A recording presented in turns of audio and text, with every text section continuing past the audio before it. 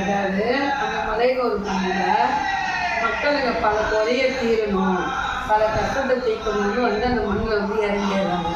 அதாவது சிலருங்க சொல்லுவாங்க, இந்த மண்ணில் இறங்கி, அதாவது நல்ல தக்கன்னு தான் இறங்கணும், தக்கன்னு தான் இறங்கணும், பின்னாடி இறங்குறதுக்குள்ள வந்து ஒன்றுமே இல்லை, அது சும்மா இறங்கணும், வேஸ்ட்டாக இறங்கணும். ஆனாலும் அந்த மண்ணில் அதான் சொல்லுவாங்க, அந்த மண்ணில் மண்ணுக்கும் மகிமை உண்டு, அந்த சாம்பலுக்கும் மருத்துவ குணம் உண்டு. அதனால தான் அந்த எப்படி சொல்றது, பூத்தானம் அந்த சுருக்கன்றது இருக்கும். பல பேர் பார்க்குறவங்க ஐயோ பூத்து போச்சேன்னு, ஆனால் அது பூக்காது. பூத்தானம் உள்ளுக்குள்ள அம்மாவுடைய சக்தி அதில் இருக்கும். அதனால லாஸ்ட்ல இருந்தாலும் சிலர் முடியாதவங்க என்ன பண்ணுவாங்க, இறங்க முடியாது, போய் அடிச்சுன்னு மூச்சு அடிச்சு போய் செத்தாலும் அப்ப என்ன சொல்லுவாங்க, ஐயோ அந்த கோயிலுக்கு போனோம் இப்படி ஆயிடுச்சுன்னு. அது தப்பு நம்புறது, ஆத்தா தப்பு இல்லை. ஆத்தா என்ன சொல்ல, பொறுமையாக அவங்க இறங்கினா போது தான் சொல்லி தவிர அடிச்சுன்னு வச்சுன்னு வந்து இறங்க சொல்லலை. அதனால லாஸ்ட்ல போய் இறங்கினாலும் அதனுடைய அர்த்தம் இருக்கு. நம்ம இறங்க சொல்ல வேண்டிய ஒரே காரணம் என்னன்னா இதுதான், அம்மா உப்புக்குள்ள ஏறி இறங்க, எங்களுடைய குறையும் எங்களுடைய கஷ்டத்தை எங்களுடைய எல்லாம் தீர்த்துக்கணும். என் முதல்ல என் உடம்புல எந்த நோய் நொடியும் வராம உன்னை எப்படி வசந்து நிற்கிற கோபுர போல அது மாதிரி நான் வசந்து நிற்கணும். புரியுதா? உன் கோபுரம் எப்படி அண்ணாந்து பார்க்கறாங்க அந்த அளவுக்கு எனக்கு இல்லை, நான் ஓரளவுக்காவது வசந்து நிற்கணும் அத்தா அப்படின்னு சொல்லி இறங்கினாதான் அதனுடைய அர்த்தம் இருக்குது. ஏனோ தானே போனோம் இறங்கணும் வந்தோம் இறங்கணும்னா அது அர்த்தம் இல்லை. அதே மாதிரி இறங்கிறதுக்கு முன்னாடியும் பல காரணங்கள் இருக்கு. சிலர் நினைச்ச உடனே காலையில் இப்போ புஷ்கன்னு இறங்கிறாங்க, குளிச்சுட்டா போதும் இறங்கிட்டா போதும், அப்படியெல்லாம் இறங்குற. அதாவது இறங்கிறதுக்கு முன்னாடி 3 கற்பத்தை எடுக்கணும். எடுத்து கலையில் தண்ணி ஊற்றுறதுக்கு அப்புறம் அந்த அக்னியை ஏற்றி முதல் நம்ம குலதெய்வத்தை நினச்சிக்கணும். அதுக்கப்புறம் நம்ம இஷ்ட தெய்வத்தை நினச்சிக்கணும். இஷ்ட தெய்வம்னா நம்ம ஊர் எல்லா தெய்வம்னு சொல்லுவோம். முதல் நம்ம குலதெய்வம், அப்போ நம்ம ஊர் நம்ம எப்படி அக்னி ஏற்றுவாங்க, எத்தனை அக்னி ஏற்றுறோம், 7 அக்னி ஏற்றுறோம். 7 அக்னி எதுக்கு ஏற்றுறோம், நம்ம ஊர் தெய்வத்துக்கு ஏற்றுறோம். இங்கேருந்து போகிற தெய்வம் அது, நம்ம அங்கே போய் பாதியில் போய் வழிபடுற தெய்வமும் இருக்குது. அப்போ எல்லா தெய்வமும் நம்மளுக்கு துணையாக இருக்கணும், எந்த தெய்வத்தை நம்ம விடக்கூடாது இல்லையா? அதனால நம்ம முதல் நம்ம குலதெய்வத்தை நினச்சி ஒரு அக்னி ஏற்றணும். அடுத்தது நம்ம ஊர் எல்லா தெய்வம் அவங்க நினைச்சாதான் நம்ம அந்த இடத்துல வழிபட்டாலும் நம்ம நல்லா இருக்கணும், நல்ல தெய்வம். 3வது அங்காளம்மா. நான் பூக்குழியில் இறங்கும்போது கூட என்ன சொல்லுங்க, முதல்ல குலதெய்வத்தை நினைங்க, அந்த குலதெய்வத்தை நினைங்க தான் சொல்லுவாங்க தவிர அங்காளமாகவே நினச்சி நேருங்க அங்காளமாகவே நினச்சி நேருங்கன்னு சொல்ல மாட்டாங்க. புரியுதா? அதனால நம்ம குலதெய்வத்தை நினைக்கணும், அடுத்தது நம்ம வழிபடுற குலதெய்வத்தை நினைக்கணும், அடுத்தது அங்காளம்மா நினைக்கணும். 3 தெய்வத்தை சுமந்து போய் இறங்கணும்னா நம்மளுக்கு எப்பேற்பட்ட குறையா இருந்தாலும் 3 பேர் தீர்த்து தருவாங்கன்ற ஐதீகம். அதனாலதான் இந்த மாதம் சின்னது பொட்டுலேருந்து பிஞ்சிலேருந்து பெருசு வரைக்கும் இறங்கி ஏறுது. புரியுதா? அதனால வந்து கர்வமாக இறங்குறதுக்கு பாரு, அதுங்களுக்கு தான் ஆபத்து உண்டாகும். நான் ஃபஸ்ட்டு நான் தான் இறங்கணும் அப்படின்ற கர்வம் மட்டும் சாமிக்கிட்டே இருக்கக்கூடாது. யார் இறங்கினாலும் பரவாயில்ல, நல்ல மாதிரி இறங்கியாது, அந்த எண்ணம் மட்டும்தான் நம்மளுக்குள்ள இருக்கணும். அதே மாதிரி மாலை போகிறது எதுக்கு மாலை போடணும், மற்றவங்களுடைய கண்தொடிப்பு தான் மாலை போடல, நம்ம மாலை போடணுன்ற அவசியம் இல்லை. ஒரு நிமிஷம், சில பேர் அப்படியே ஓடி போய் இறங்கிடுறாங்க, அது என்ன கணக்கு? அதான் சொன்னேன், நம்ம லைனில் போகும்போது ஒருத்தர் தள்ளி விட்டுட்டு நான் தான் முன்ன போனேன் நீ தான் முன்ன போனேன்னு தள்ளி விட்டுட்டு போதெல்லாம் அதெல்லாம் சாத்திக்குமே ஆகாது. இப்போ நம்ம ஒருத்தர் இட்டுன்னு போகிறோம், உடம்பு சரியாக இட்டுன்னு போகிறோம், நம்ம போய் ஏற்றி இறக்கலாம். அடுத்த வருஷம் என்ன சொல்கிறாங்க, அம்மா உங்க கூட வந்தனால குறை தீர்ந்துதுமான்றாங்க. இப்போ அந்த மண்ணில் இறங்குறது எல்லாருக்கும் குறை தீர்ந்தது தீரல நம்மளுக்கு எப்படி தெரியும், தெரியாது. அதாவது கர்வம் மட்டும் மனசில் இருக்கக்கூடாது.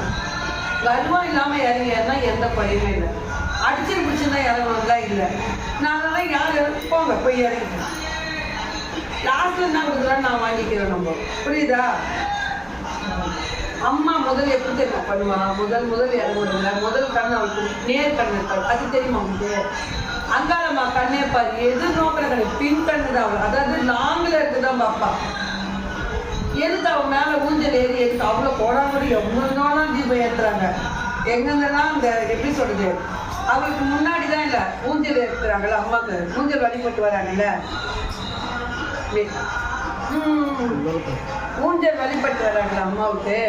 அதில் வந்து நம்ம எலுமிச்சை பழமோ தேங்காவோ ஏற்றி அம்மா கிட்ட காட்டுவோம். எதுக்கு காட்டுவோம், அந்த அக்னியை வந்து எதுக்கு காட்டுவோம் சொல்லு அம்மா கிட்ட. அதாவது அந்த நெருப்பு எரிஞ்சு அந்த கருப்புரை எரிஞ்சு எப்படி கல்யாணமாக நம்ம குறையெல்லாம் கரையணும். அந்த கனி எந்த அளவுக்கு அது கழுதாது, அது மாதிரி நம்ம கிட்ட இருக்குது எல்லாமே பொறையோட தீர்ந்து போயிடும். அதனால என்னை பிடிச்சதெல்லாம் விலகி செல்லணுமான்னு நம்ம கண்ணியை சுத்தம் பண்ணிக்கிறோம். சரி, நேரம் ஏற்றோம்னா சைடில் ஏற்றுறாங்க, ரொம்ப தூரத்தில் ஏற்றுறாங்க, வீடியோ பார்த்து எங்கேயும் ஏற்றுறாங்க. அப்போ அவங்களாம் அருள் கிடைக்காதா? அவங்களாம் பக்தி கிடைக்காதா? அப்போ ஆட்டை எந்த திசையிலையும் பார்ப்போம், அது கோடாடி கண்ணி அப்போ எல்லா பக்கமும் பார்ப்போம். அதனால தான் சொல்லுது, இப்படி தான் வழிபடல. எங்கே இருந்தாலும் அம்மானா ஓடோடி வருவாங்க, அதுதான் அம்மா வருவாங்க.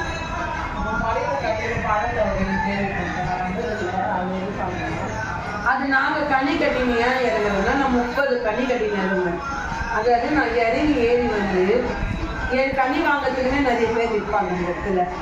இது வரைக்கும் நான் மலையனூர் மணி கட்டு நான் போகும்போது தான் வருவேன். அது நின்று புடவை எல்லாம் சொல்லி, ஏன்னா தீர்க்க முடியாத தீர்த்து கொடுக்கும். அதாவது அம்மா வந்து எந்த அம்மா வந்து நேரில் வந்து மாறி கொடுக்காது. அந்த அம்மா நினச்சி நான் என்ன கட்டினேன்னா அம்மா என் மக்கள் குறையெல்லாம் தீர்த்து கொடுக்கும். அறிஞ்சும் அறியாமல், தெரிஞ்சும் தெரியாமல், உன்னுடைய வழி என்ன, உன்னுடைய விதி என்ன தெரியாமல் இறங்குற பேரும் இருக்கிறாங்க. அவங்களுக்கு சரி மாதிரி வழிபட முடியல. அவங்களுக்காக நான் வேண்டிங்க இறங்குறேன். உன் பேர் புகழ வேணுங்கண்ணா, நான் அவங்களுக்கு நன்மை செய்கிறேம்மா.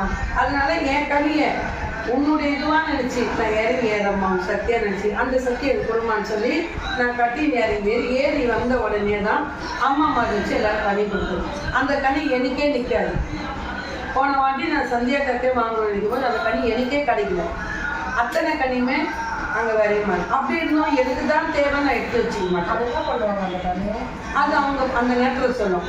அதாவது உடம்பு ரொம்ப முடியாதவங்களுக்கு அந்த கனி வந்து சாப்பிட சொல்லும், குழந்தை இல்லாதவங்களுக்கு சாப்பிட சொல்லும், வீட்டில் தீராத கஷ்டம் பண்ணுறவங்களுக்கு அது கொஞ்சம் ஆஃப் பண்ண சொல்லும், தீராத கஷ்டம் பண்ணுறவங்களுக்கு அந்த கனியை தீர்த்து தரும். கொஞ்ச நேரத்துக்கு புரியுதா? அது மாதிரி ஒவ்வொரு கடமையும் நாங்கள் நிறைவேற்றி தருவோம். அந்த இடத்துல சொல்லுவோம் இப்படி பண்ணணும். அது மாதிரி பண்ணலாம். அடுத்த வருஷம் வரும்போது அவங்க அவ்வளோ நிறைவாக வந்து நிற்பாங்க. அம்மா எங்களுக்கு இவ்வளோ நாள் தெரியல, உங்கள்கிட்ட வாங்கினே நாங்கள் இன்னைக்கு நல்லா இருக்கிறோமா அப்படின்னு. அதுவும் நம்மளுக்கு கிடைச்ச பேர் கிடையாது, ஆத்தாரு கிடைச்ச பேர். அவர் பண்ணுறது நம்ம மூலியமாக பண்ண வைக்கிறோம். அவர் அதுக்காக தான் அந்த கனியை கட்டி நான் இறங்கி சும்மாப்பட மாட்டேன். எத்தனை கனி ஏற்ற முடியுமோ அத்தனை கனி ஏற்றுவோம். 40 கனி ஏற்றுவாங்க ஏற்றுவோம். இடுப்பு முழுக்க கனி கட்டி யாருக்கு தரதுன்னு தெரியாது, யாருக்கு கொடுக்குறேன்னு தெரியாது. அதே மாதிரி எனக்கு தான் தேவை, எங்கள் வீட்டுக்கு தான் வேணும், என் பொண்ணுலாம் வேணும், என் பிள்ளைக்கு தான் எடுத்து வச்சு. ஆனால் ஒன்றுக்கு மேலே நம்ம வாங்கக்கூடாது. ஒருத்தருக்கு ஒரு குடும்பத்துக்கு ஒரு கனி, அந்த ஒரு கனியில் சொல்லும், அத்தனை இது சொல்லும். அந்த கனியை வந்து வகுரவோ உடைக்கவோ கூடாது. கனி பார்த்து சொல்வீங்க, அந்த கனியை சொல்ல மாட்டோம், அப்படியே கொடுக்கணும். கொடுக்கும்போதே சொல்லி கொடுத்துரும். அது உடைக்கவோ அறுக்கவோ கூடாது. அப்புறம் அது எப்படி பயன்படுத்தணுன்றது அது அப்போ சொல்லும். யாராருக்கு எந்த கனி பண்ணுறது அது அப்போ சொல்லும். அது அடுத்த வீடியோவில் பார்க்கலாம்.